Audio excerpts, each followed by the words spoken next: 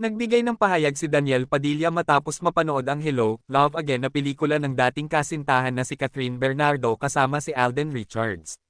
"Wag natin pilitin yung ayaw na talaga sa atin," ani ni Daniel. "Meron talagang ganyan. Baka pinagtagpo kami pero hindi talaga itinadhana kasi may mas better pa na ibibigay sa akin at ito na yun," dagdag pa niya.